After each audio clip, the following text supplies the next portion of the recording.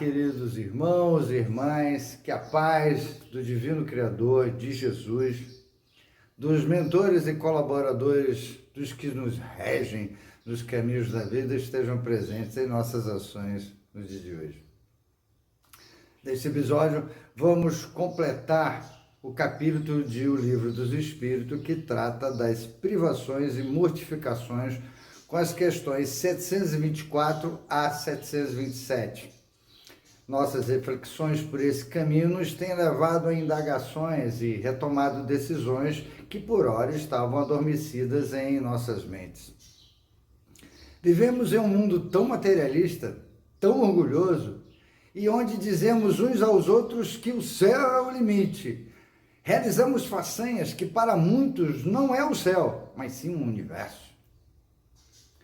Desenhamos nossas rotas pelos caminhos tortuosos do mal, porque é mais fácil, e que esquecemos que é pela porta estreita que teremos que passar se quisermos viver em um mundo de regeneração ao qual a Terra se encaminha nos próximos séculos. Como sempre digo, não sou um doutor da lei, mas se vou ter que reencarnar, que seja aqui, e não em um planeta de classificação inferior ao de Gaia. Continuando a questão de nos alimentarmos de comida animal, na questão 724, Kardec pergunta sobre os méritos da abstenção da alimentação animal. E a espiritualidade responde que, sim, se praticar a privação em benefício dos outros. Aos olhos de Deus, porém, só há mortificação havendo privação séria e útil. Por isso é que qualificamos de hipócritas os que apenas aparentemente se privam de alguma coisa.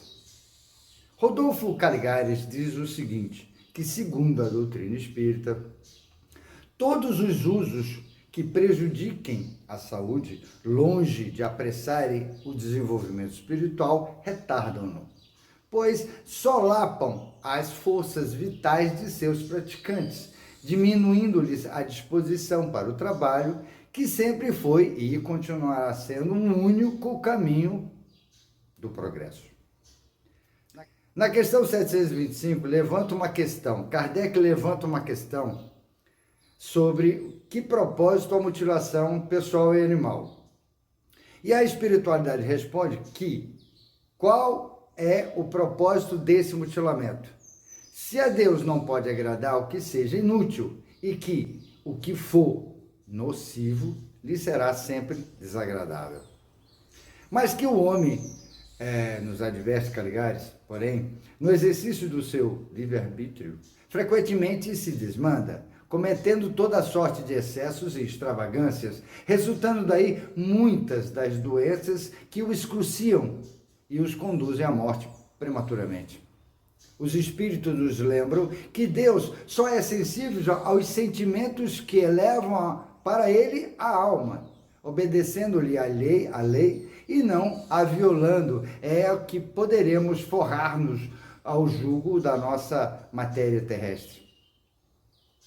Mas como nada se perde na economia da evolução, os sofrimentos decorrentes dos desregramentos que cometemos nos dão uma experiência, nos fortalece a razão, nos habilita, finalmente, a distinguir o uso do abuso. É nesse sentido que a pergunta seguinte, em que Kardec pergunta sobre os sentimentos naturais ou provocados, são de maior relevância aos olhos de Deus quando o enfrentamos com resiliência. E a resposta dos espíritos foi que os sofrimentos naturais estão ao nosso maior mérito, visto que vem de Deus, e que os sofrimentos voluntários de nada servem quando não decorrem para o bem de outrem, e se for apenas por seu próprio bem, é egoísmo. Sofrer pelos outros é caridade, tais os preceitos do Cristo. Cada um de nós, porém, pode e deve trabalhar para promover-se socialmente, conquistando para si mesmo e para os seus tudo quanto seja agradável. útil e concorra para aumentar a alegria de viver. Ressalta Caligares que há um influxo da lei da evolução, pela qual tudo se engrandece e prospera.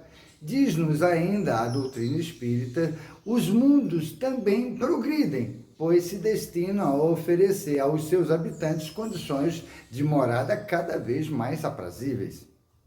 Não é possível, então, que a Terra permaneça eternamente como um mundo de expiações e de provas, né? O aperfeiçoamento da estrutura socioeconômica das nações terrenas é, assim, um imperativo categórico, e bom seria que, ao invés de resistir às medidas que o favoreçam, as classes privilegiadas, em cujas mãos se encontram as rédeas do poder, renunciassem espontaneamente a algo que lhes sobeja, em favor do bem-estar coletivo. No livro Céu e Inferno, encontramos inúmeros relatos desse sentimento que nos afastam de nós mesmos, visto que buscamos a satisfação momentânea para satisfazer aquilo que nos levará a nada.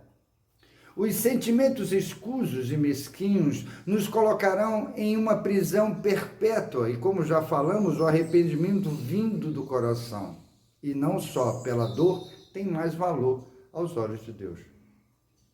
Sejamos prudentes em nossas deliberações. Saibamos vender nosso peixe.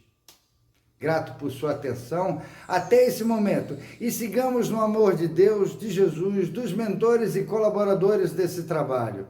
E lembre-se que a vida nos faz sorrir sempre e as lágrimas que escorrem de nossos olhos em função da tristeza acontecem em decorrência de nossas escolhas.